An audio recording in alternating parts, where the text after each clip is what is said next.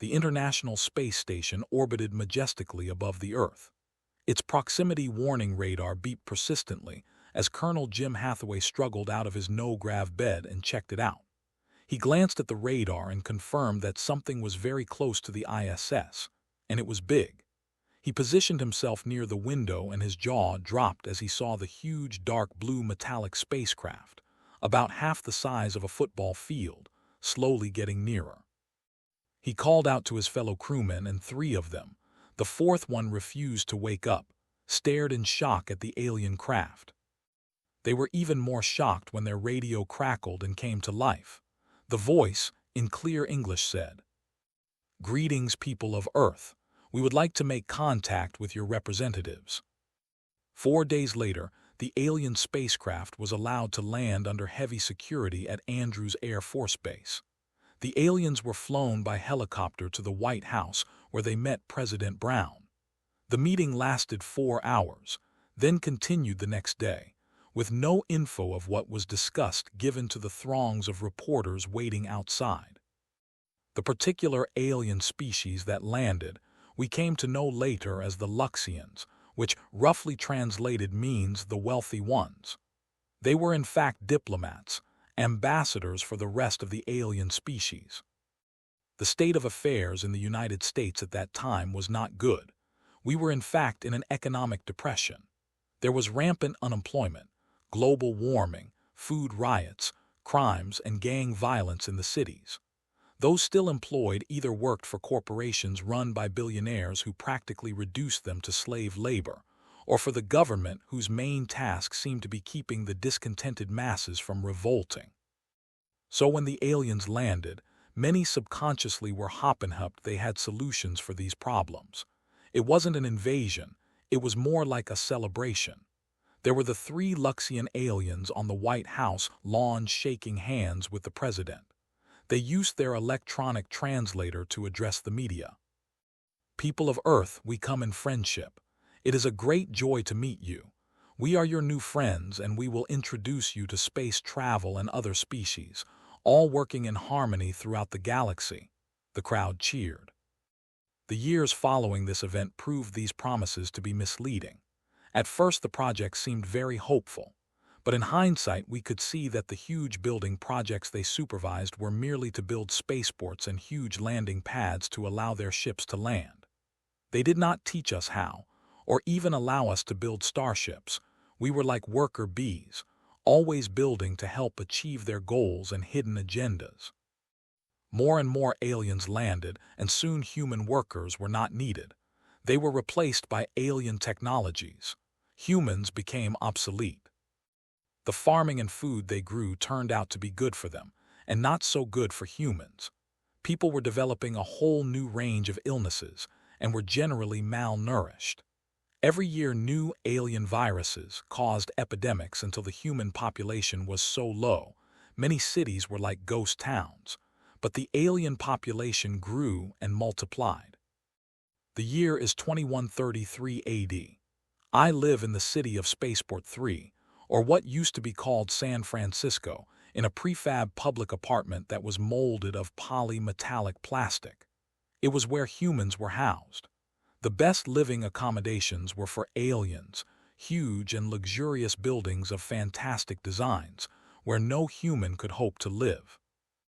I ventured out of my apartment seeking food that might be left over on tables or in restaurant kitchens, or left where I could steal it, from one of the many restaurants that catered to aliens, who had the credits or the influence to be served. If I were lucky, I could steal an entire bowl of greenish mashed-up food, which the aliens had not yet eaten or had decided not to eat. I walked down the street and entered the tramway, which was like a pedestrian subway, covered with a rounded ceiling with windows you could see outside through. The tramway had a moving sidewalk, and it was jammed with aliens, going to and from the city to the spaceport. I stepped onto the escalator which led to the upper level, and as I rode it upward, I noticed that everyone on it was an alien. It was a sad state that this city had come to, humans being edged out and aliens making it their home. The aliens presented quite a spectacle. Just ahead me was an Althusian, a thin whitish-gray creature with a large insect-like head that looked like it belonged on a praying mantis. Behind me was a group of short furry creatures called Vorats. Indeed, they looked like rats, but by far the most numerous aliens were the Luxians. Luxians were shaped roughly like a pear, with a huge abdomen which grew thinner and was topped off by a head also shaped like a pear. Their skin was a light green color. Their faces often showed frustration and contempt, especially with humans, whom they considered a nuisance. The Luxians seemed to take over and run everything, having appointed themselves as bosses. No other species had the will to challenge their authority. They ran the city, having edged out all human authority long ago, and they used the Mactor as their enforcers. The Mactor were a muscular brutish species which reminded me of a pit bull with legs and arms. If the Luxians had a complaint, you had better believe they would command the Mactor guards to solve it. No questions asked, no protests allowed. As I rode the escalator up to the second level, I noticed a commotion on the level below me. It was a human, an older man, dressed shabbily, and singing loudly in between sips from his liquor bottle. "Sittin' in the mornin' sun," he howled loudly. "I'll be sittin' when the evenin' comes." The aliens were becoming increasingly disturbed, and soon two muscular Mactor guards showed up. A Luxian spoke quickly with the guards, and they immediately turned their attention to the offending human. The Mactor guard pointed a metallic device at the man and fired it. A spot of metal appeared on the man's leg, then the spot seemed to grow metallic bars which soon surrounded the man. The singing stopped. The Mactor guard attached a small crane to the top of the metallic enclosure which surrounded the man. He then adjusted the cage which closed and sealed the man inside. The aliens in the tramway began to cheer, rejoicing that the nuisance had been removed. I shouted, "What the hell are you doing to him?" The aliens were silent for a moment, then they turned and looked at me. The Luxians began whispering among themselves. I felt my heart pounding as I realized that I might be next. Just at that moment, the video monitor in the tramway sprang to life and began broadcasting a news alert. Breaking news. Another human has been terminated. They are almost totally gone. Current population status, 1 human left. The aliens in the tramway cheered, as if a gang of criminals had been eliminated. But then they all began to look at me. I ducked my head down. I was terrified. As soon as the escalator let me out on the next level, I began to run. I headed towards the exit door on the side of the tunnel. I could see 2 Mactor marching down the walkway in my direction. The Luxians were shouting instructions to them. I stepped out of the door onto some stairs that led down to the ground. I could see alien faces pressed against the glass and laughing and chattering at me. I just wanted to get out of their sight and plan my next move. I just about flew down the stairs and found myself on a dirt surface. Just then the door above me flew open and a Mactor guard stepped out. He said just one word, "Stop." I ran. I headed into the clearing and away from the tramway tube. The spaceport landing pads were just ahead, and I could think of nowhere else to run, so I ran. I ran out onto the paved landing pad and saw huge tank-like machines which were used to move spaceships to convenient parking spots along the edge of the landing field. I thought I might hide behind one of these machines, so I ran as fast as I could. I realized then that I had made a bad mistake. A huge machine sprang to life, and its huge tracks began to move towards me. All I could do was to try and get out of the path of the huge machine. After a mad run, I finally made it to the other side of the machine's path and barely avoided being unceremoniously smashed like a bug. I found myself in a huge open paved area, and as I pondered what direction to run, I could see the Mactor as they mounted up on small vehicles preparing to chase me. Their lights began to move. I ran the other way. At one edge of the landing area, there were 3 huge cargo shuttles parked. I decided to hide behind them because the Mactor guards would easily find me if I remained in the open. I ran as fast as my weary legs would take me and finally reached one of the shuttles. and I ducked behind its landing gear, slumped down, closed my eyes, and tried to catch my breath. I would stay here until I had enough energy to run again. As I hid behind the shuttle's landing gear, I noticed that cargo crates were being loaded by a conveyor belt onto the shuttle. I abandoned the cover of the landing gear and ran to the conveyor belt and leapt up onto it and hid behind one of the cargo crates. Soon, I was in the cargo hold of the shuttle. I waited in the darkness, hearing only the sound of my own panting. Soon the cargo bay door slammed shut, and I seemed to be safe for the time being. As my eyes adjusted to the darkness, I could see hundreds of crates in the cargo hold. I went to one of the crates and unlatched the clips holding it closed. I opened the crate and it was full of food. I ate my fill of lettuce, vegetables, and fruit. Then I laid down on the cargo bay floor and fell asleep. I woke up to the sight of bright lights in my eyes. "What are you doing here?" was shouted at me.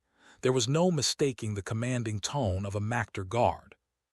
As I finally woke up and my eyes adjusted to the lights, I could see 3 Mactor guards standing in front of me.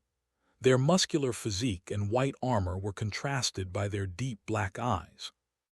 I came up with a quick answer. "I am a loading dock worker. I decided to stop and take a quick rest. Sorry to bother you, I'll be on my way." The Mactor guard barked, "It's too late. We have launched." As I stood to my feet, I could feel the telltale gravity fluctuations and shifting that a starship's gravity plating created. As I slept, the shuttle had launched. I was in space. "Follow me," the Mactor guard ordered. I walked behind him, and behind me the other 2 guards walked, guns drawn. I wondered to myself, did he believe my lie about being a loading dock worker? He led us to an elevator. The 4 of us entered it and stood silently as it rose upward into the main deck of the shuttle. I was pushed into a small room, and a force field was activated.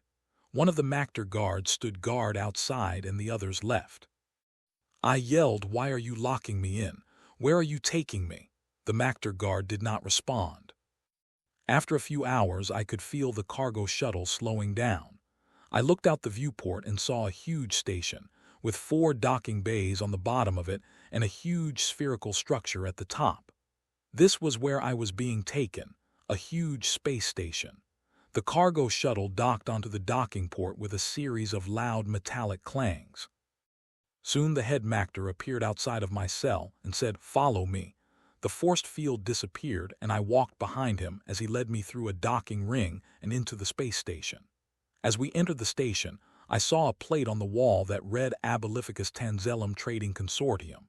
Apparently I was on some sort of trading space station. I had heard about stations like this. Most of the food we grew was shipped to stations like these, to be sold on a galaxy-wide commodities market. We walked down a long hallway on a metal floor until we approached a huge doorway. The Mactor guard pushed the call button next to the door and spoke into it. "Steward," there was no response. Then the guard said loudly, "Steward." From inside, a voice responded. "Oh, what do you want now?" The voice sounded effeminate and irritated. "Can a man even take a nap in peace?" The door slid open, and a slightly pudgy man in a silk night robe appeared in the doorway. The Mactor spoke. "This dock worker was found asleep in the cargo hold. What do you want me to do with him?" The steward responded in a tired voice. "Number 1, take him away, and number 2, stop bothering me." "Take him where?" the Mactor asked. "Take him to an empty room and lock him in," the steward said, then he closed his door. The guard pushed me into a room a few doors down from the steward's room. The room had a bed, some shelves along the wall, a shower, and much to my relief, a food dispenser. I tried the food dispenser. I recognized the universal symbols on the control pad, the water drop for water, the green leaf for vegetables, the generic fruit for fruit, and the hunk of red meat for meat. First, I pushed the water button. The water came out in a steady stream downward from the undersurface of the top part of the dispenser and splashed onto the shelf below. I had no cup, so I quickly positioned my mouth under the water and drank. Then I pushed the fruit button and nothing happened. Apparently it was out of fruit. I tried the vegetable button, nothing. Finally, I tried the meat button. A circular hunk of pre-cooked chicken plopped down on the shelf. Glorious. I tried again and again. I ate 3 of them. I laid down on the bed and fell asleep again. After a few hours, my door slid open and the steward stepped in. He held a small weapon in his hand. He spoke loudly. "Who are you really?" he asked. He continued, "You're not fooling me. Loading dock workers don't enter the ships they're loading, much less fall asleep on them. You're a thief. You were robbing the master's crates for food." I started to stutter. I was checking on the shipment to see if the count was right. The doors shut suddenly, and I was trapped in the cargo hold. "Liar," the steward said, "I'm going to tell the master about you." He then stepped out of the room, weapon still pointing at me. I thought to myself, "Master? Who is this master?" The steward approached the great master's chambers and pushed the button next to the door. From inside he heard the master's voice say, "Enter." The door opened. The steward stepped through the door and stood in front of the master. The master was a humanoid creature with a huge head. He was in fact floating in a liquid-filled glass tank. His arms and legs hung weakly below his gigantic head, which was far too big to be supported by his tiny limbs. Computer displays surrounded the tank. One was scrolling a list of numbers which represented commodities prices. Another screen showed newsreels and maps of a distant war between 2 space empires. The steward first reported that the food shipment had been received in good order. Then he reported to the master how a stowaway had been found. The master stared at the steward with no trace of emotion. Then he turned to look again at the commodities screen and said, "Put him to work." Then the master's voice became a bit angry, "Now prepare my food." The steward responded quickly, "Oh, I will." He waited a moment more to see if the master had any other orders. Then he left the master's chamber. The steward approached the doorway to the stowaway's room. He fumbled around in his robe's pockets and produced a weapon. Then he opened the door and said, "Come on, stowaway, time to work." The steward and myself took the elevator down to the cargo bay. We opened crate after crate.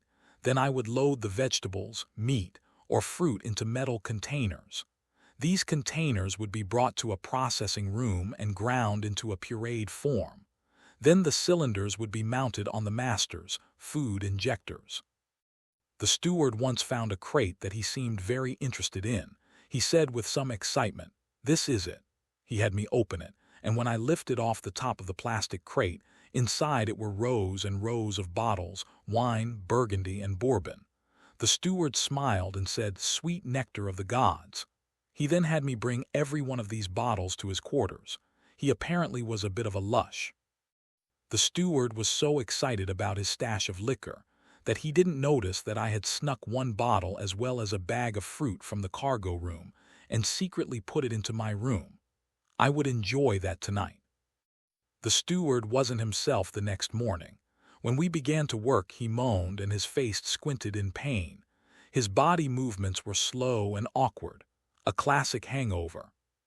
"We quit early that day," the steward explained. "I must tend to the master." The steward entered the master's chamber, but this time he did not engage him in conversation.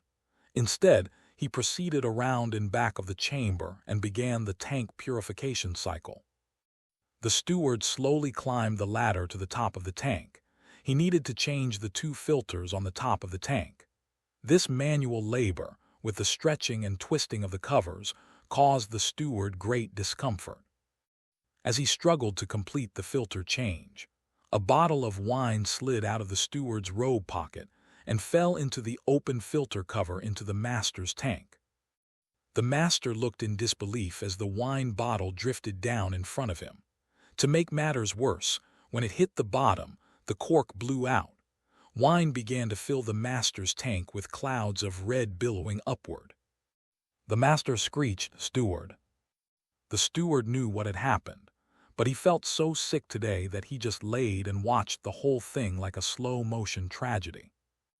He then quickly and clumsily climbed down the ladder and initiated the emergency flush of the master's tank. "There," he said. The tank emptied itself quickly of the liquid oxygen solution that the master lived in. But when the refill engaged, the fluid began to squirt everywhere. The steward had forgotten to recap the filter's covers. "Oh my God!" the steward cried. He began to climb the ladder, but fluid was running down the rungs of the ladder, making it too slippery to hold on to. He slipped and fell backwards, landing on the floor next to the tank.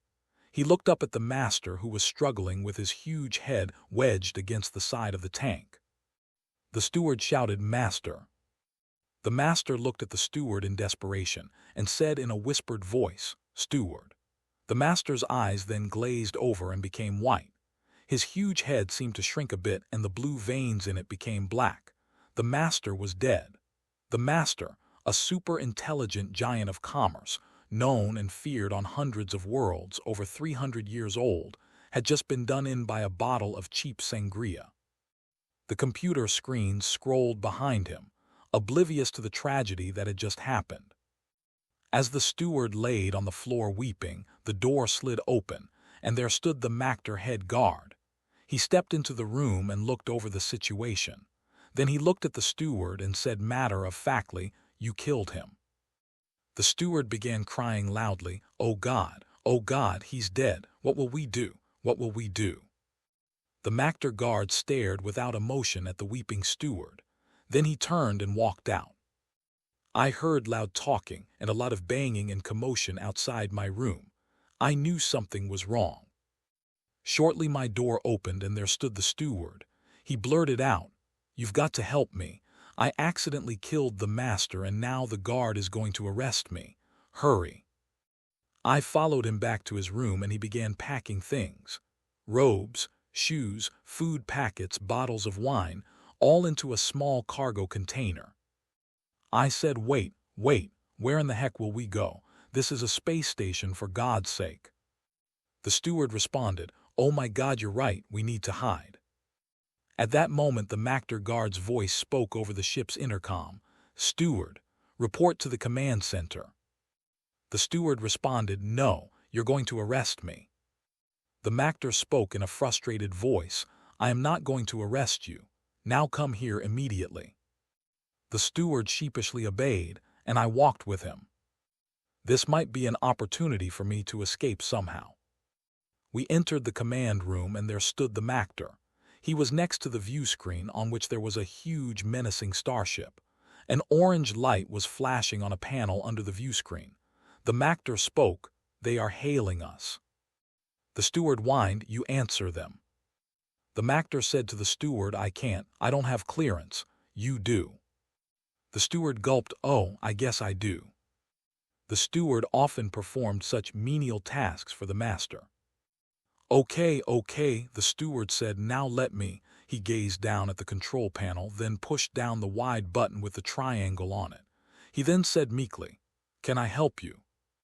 A robotic voice responded, "Are here to complete transaction 5,990,673.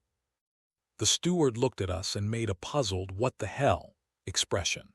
With the master dead, we didn't have the ability to complete such a complex transaction, and furthermore we didn't want to deliver any food to anyone because we might have a hard time acquiring food in the near future. The steward pushed the button again and said weakly, "That transaction is not ready." There was a moment of silence, then the robotic voice spoke again.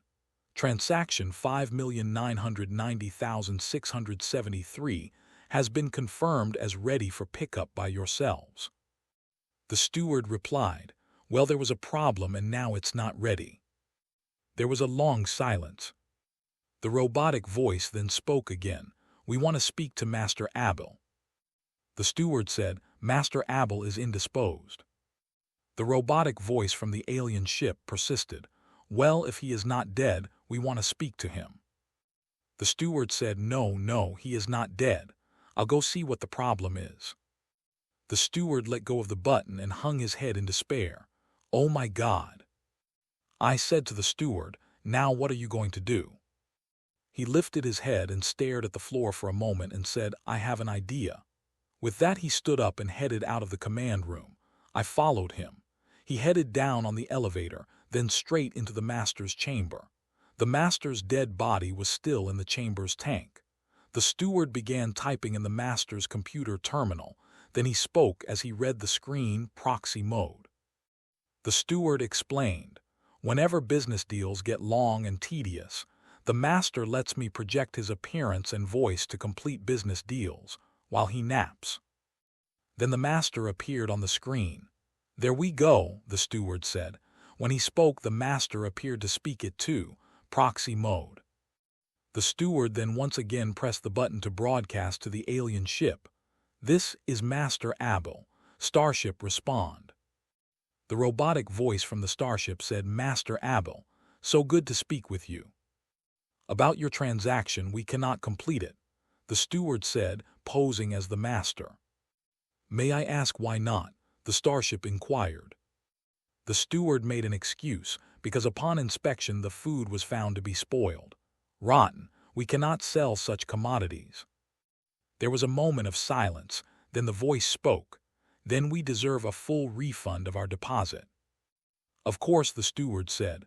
"Refunding credits now. The transaction is canceled." The robotic voice responded, "Refund received. Transaction is canceled." The steward then said, "Master Abel terminating communication." The steward turned towards me and smiled. In the days that followed, a certain routine was established. Wake up. Take it easy. Go to the cargo room and raid the crates for whatever we could find. Go to the command center and watch a movie on the view screen. Get drunk, and finally go to bed. The Mactor guards were occasionally seen opening crates in the cargo room or working on some panel in the hallways. They kept to themselves. We were therefore surprised to see the Mactor chief guard walk into the command center. He spoke loudly and to the point. "We are running out of food." The steward got a worried look on his face and said, "Oh dear." There was an awkward silence, then I spoke up. "Well, let's get some more food from Earth." The Mactor guard, the steward, and myself were nodding. Then, as we discussed the plan on how we might place an order for food, and it fell once again on the steward to use the proxy mode disguised to place the order. The steward sat at the computer terminal and studied the screen. He spoke slowly. "Now if I press this and this, then I can see all the master accounts. Wow, the master is rich." It appeared that Master Abel was the equivalent of an Earth billionaire. He usually ran his financial empire from this station, but now we held the keys to his kingdom. We looked in fascination at the display screen as it displayed all of the master's accounts. I saw something that caught my attention. The entry read, "Asteroid Mining Operation 210,114B, Metallic Resources, Workforce Human." "Human?" I said in amazement. "The workforce is human." The steward responded dryly, "Yes, the workforce is human, so what?" I frowned at the steward. "Humans have been eliminated on Earth." The steward said, "What?" "I was the last one," I said with a note of sadness. "Oh, that is awful," said the steward. I then explained what had happened to the human in the tramway, how I had fled, and how I barely escaped by stowing away in the master's cargo shuttle. Then I said in a serious tone, "We've got to rescue them." "Oh dear," the steward said fearfully. The Mactor guard weighed in. "The mining company owns the human workforce. They would never allow them to leave." I insisted, "Then we will make them release them." The Mactor guard stared at me. I could tell he was going to need some convincing. My mind raced through various reasons and positive outcomes that might result. I spoke tentatively, uncertain of what might happen. "We break them out, then go back to Earth, use the master's credits to buy a lot of land there, then start a new human colony on Earth." The Mactor guard stood looking at me for a moment. Then he turned and walked out of the command room. I looked entreatingly at the steward. "This is doable. We can do this. You can use your proxy master thingy to free the workers, then go to Earth and buy a huge chunk of land. We could put humans back on the Earth. I continued to argue the merits of this plan to the steward. He just responded with a fearful look. I thought the Mactor guard had rejected my idea outright, but not so. It seems that all the Mactor guards were very discontented with being guards for the master. They were bored with marching through the halls and cargo decks. They were bored with simulated space battles. Mactor were brought up from birth to be warriors. They were taught, trained, tested, ranked, and also inspired by stories of glorious battles from Mactor history. The Mactor saw my plan as a way to change their dull existence. They would support my plan. The next day, as I was heading down to the cargo bay, the Mactor guard was standing in front of the elevator. He said, "Your plan to free the humans, will there be a battle?" I responded, "Probably." He asked, "Can I lead my guards with weapons fighting against those holding the humans?" "Of course," I said. He then said matter-of-factly, "Then we will do it." "Okay," I said. I was thinking to myself, this plan is coming together.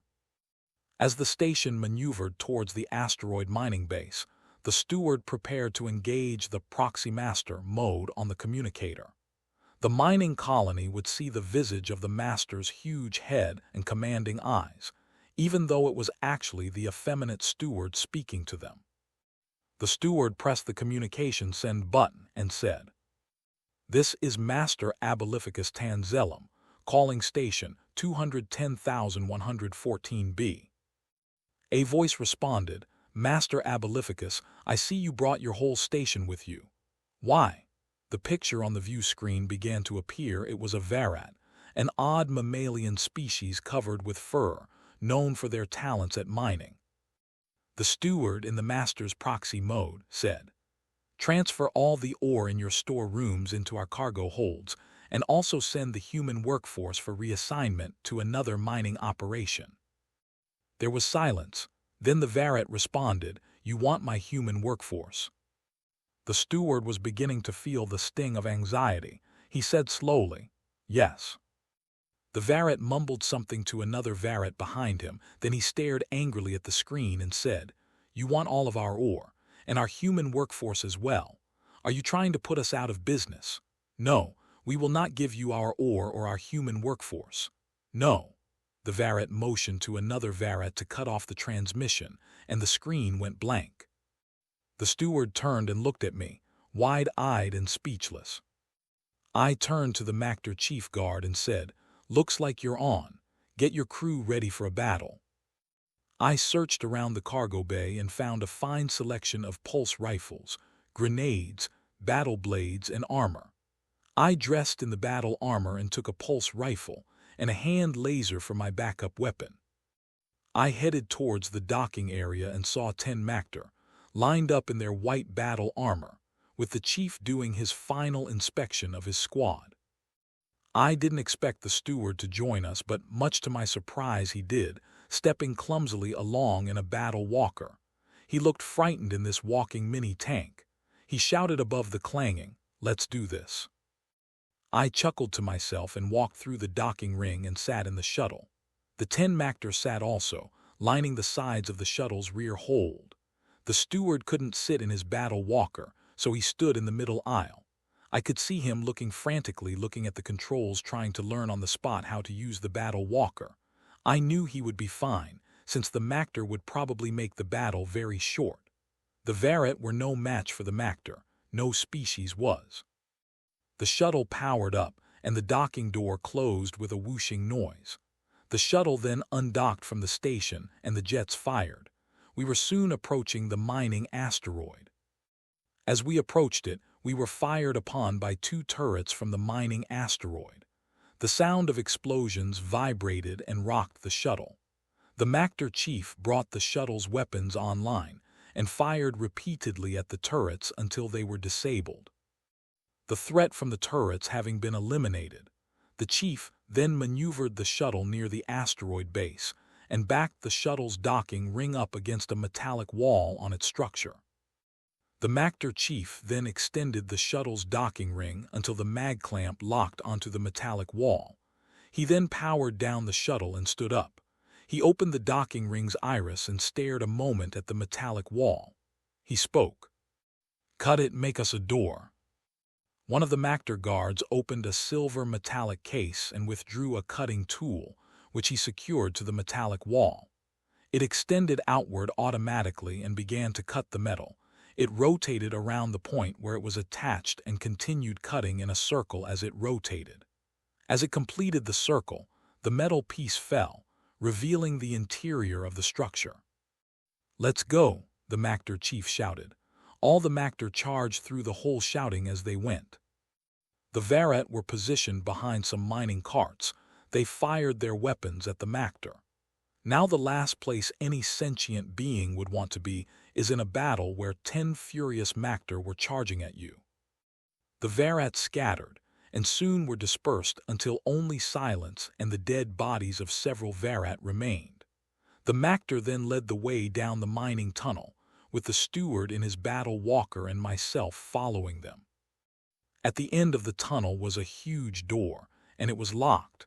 We couldn't fire our weapons at it because they would just bounce back at us, and we would only end up injuring ourselves. After a few moments of pondering this puzzle, the steward said, "I have an idea. Stand back." He walked back a bit, giving him a good distance to gain enough momentum. He ran full speed at the door. There was a huge crack sound. The door had been moved inward a tiny amount. The steward marched the battle walker back up and ran at the door again. Once again, the door seemed to move a bit. He did it a third time, and this time there was a crack along with a high-pitched metallic tearing sound. The door's frame had become dislodged. The steward then grabbed the corner of the door's frame and pulled it backward. The door slowly bent inward until an opening wide enough to pass through was made. I went through the opening first and stepped out onto the ground on the inside. As I looked around, I saw several Varret behind barricades with guns aimed at me. They began firing. With a scream, I dove back through the opening, barely escaping being shot. I stood for a moment panting with mouth wide open. The Mactor and the steward stood silently looking at me. I spoke. "There are 2 barricades with several Varret behind them, and also there's a control room high above which looks down on the cavern." The Mactor chief stared at me for a moment, then turned towards the steward and said, "You go first. Walk the battle walker well inside the room and draw their fire. As soon as you can begin firing at the control room. Then half of us will attack the bunker to the left while the other half attack the bunker on the right." I nodded and said, "Good plan." The steward whined I go first. After a minute of mentally rehearsing the plan and gathering courage, the steward marched the battle walker through the door's opening and stood in the cavern. He said to himself, "God." Then he aimed his weapons at the upper control room and began firing. The Varret were looking at the battle walker in a state of wonderment. Then they snapped out of it and began firing their weapons. A flurry of laser blasts came from all directions. Although he was safe in the heavily armored battle walker, the steward screamed and ducked down in the battle walker's cockpit. Then the Mactor charged out into the cavern and split into 2 groups, with one firing at the left barricade and the other at the right. I followed them and also fired my weapon at the Varret hiding behind their barricades. The Mactor systematically gained ground, and soon had totally defeated all the Varret behind the barricades. Then we all fired on the upper control room. Its structure began to take damage, then began to fall downward a bit as we continued to fire at it. Finally, it plummeted downward and crashed on the cavern floor. The steward lifted his head up and looked at the situation and shouted, "Yes." The Varret were totally defeated. They would no longer hold the human workforce's fate in their furry hands. The Mactor guards were examining the barricades with guns drawn to make sure the Varret no longer posed a threat. I started to look around the cavern for any sign of the human workforce. Along the back of the cavern wall was another metal door. I looked around for a way to open it, but there was none. The doors apparently were controlled from the main control room, which now laid crumpled on the floor. I called out to the steward, "Steward." He responded, "What now?" I said, "Need these doors open, do your thing." He said, "Oh crap." The steward marched the battle walker to a position about 20 meters from the door. Then he ran at it full speed. The door dented. He did it again, and then once again. Finally, the door was knocked out of its frame, and the steward used the battle walker's mechanical arms to pull the door back to make an opening large enough to pass through. Inside, we could see dozens of humans, dressed in gray jumpsuits and covered with rust-colored mining dust. The steward marched forward and enthusiastically announced, "Hello, humans." Women screamed. Children scrambled to get away and hide. They thought we were going to kill them. The steward said in frustration, "For God's sake, we're here to rescue you." Once the humans were calmed down, we led them out of the locked room and into freedom.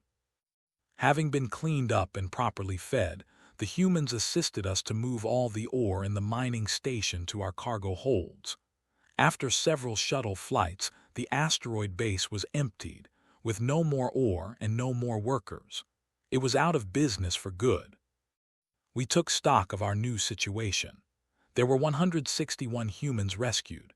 Each family group or worker group were assigned a room.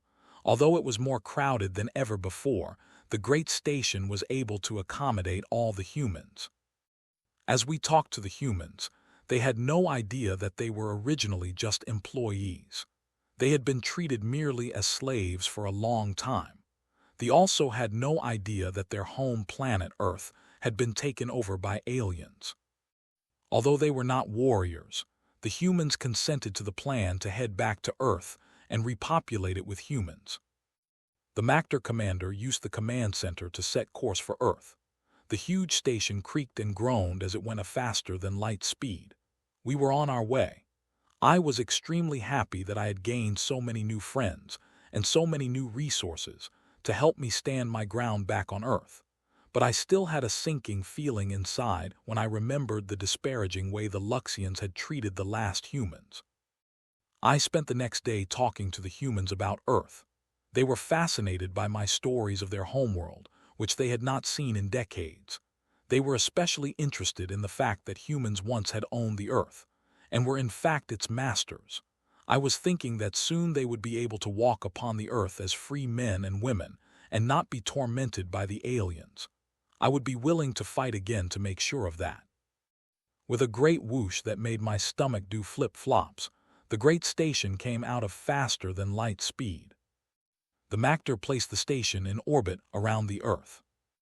The humans all gathered on the station's walkway that had a large window. They all gasped as the moon floated majestically past. Then we saw the Earth in its full glory, a sphere of green and blue covered with white clouds like beautiful lace. "That is the Earth," I said loudly so all could hear. The humans asked many questions. Is the land all ours? Can you breathe there without masks? Is there food growing everywhere? Will we all have our own houses? I tried to answer all their questions, but many times I just sighed and said, "Let's just wait and see." We all looked for a long time at the planet below our home.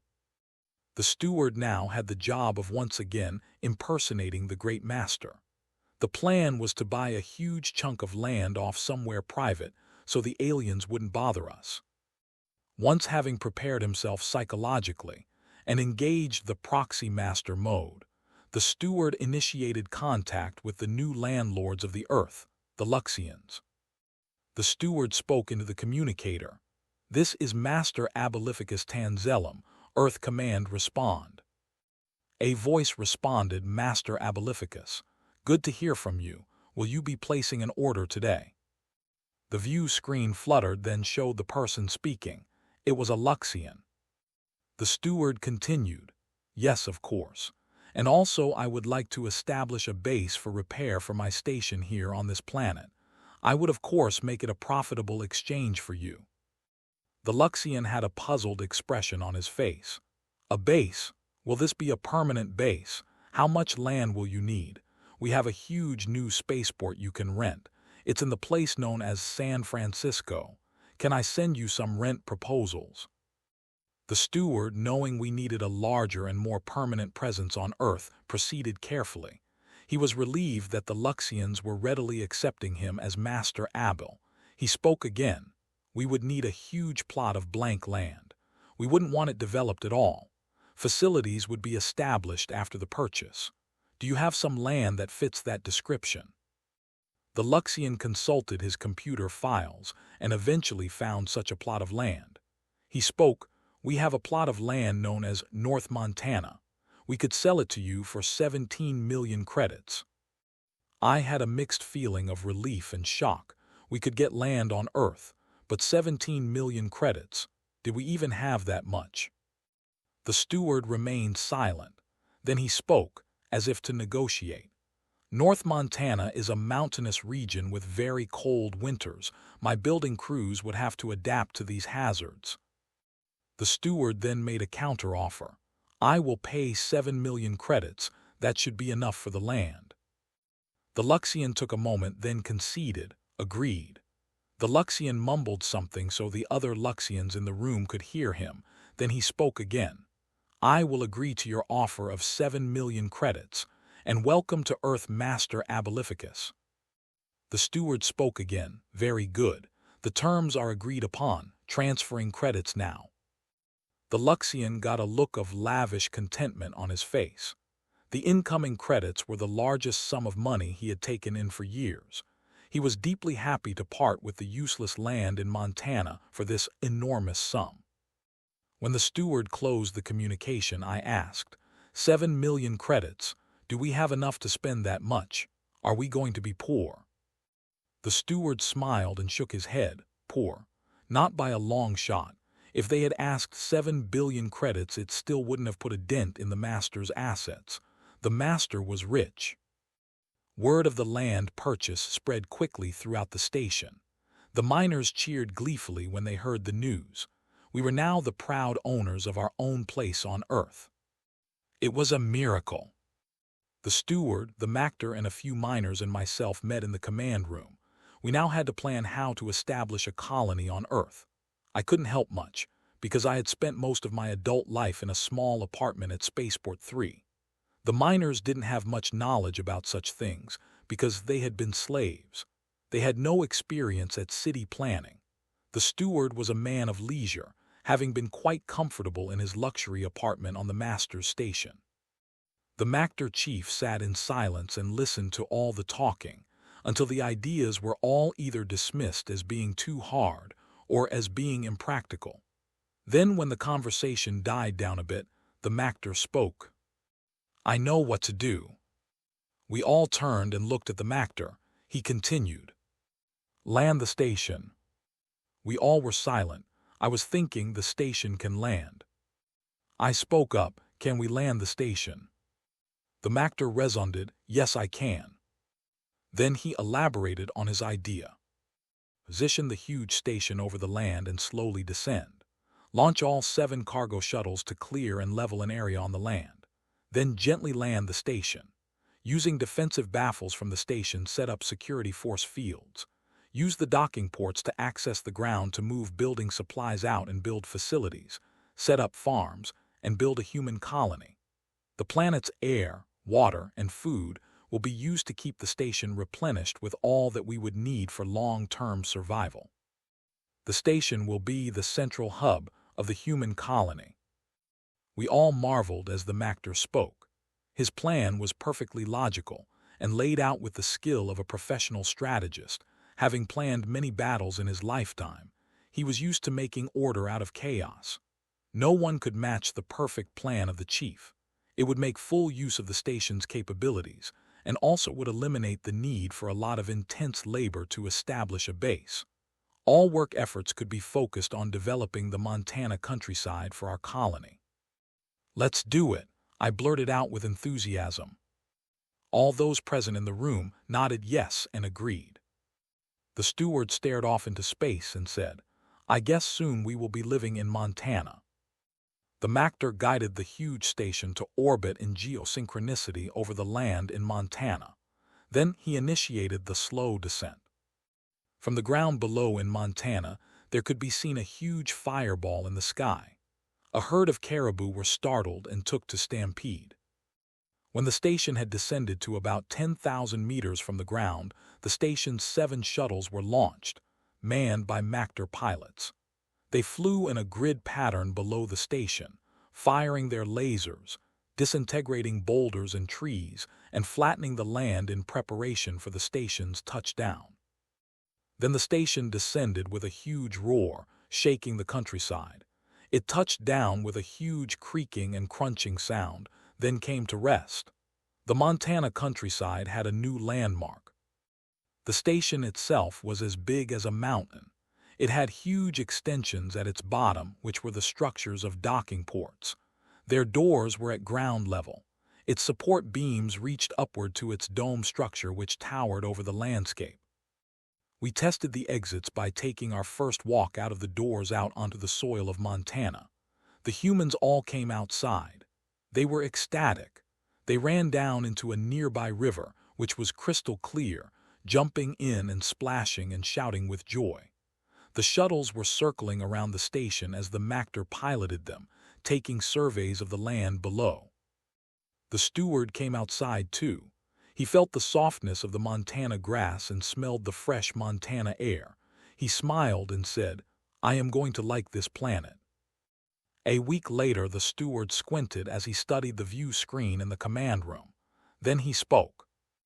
"Oh, look, the Luxian Farming Corporation is selling off its Kansas land holdings. Should we buy Kansas?" I responded quickly, "Yes, Kansas grows wheat. We love wheat. Buy it." The steward, using the master's almost limitless credits, placed a huge, unrefusable bid on Kansas.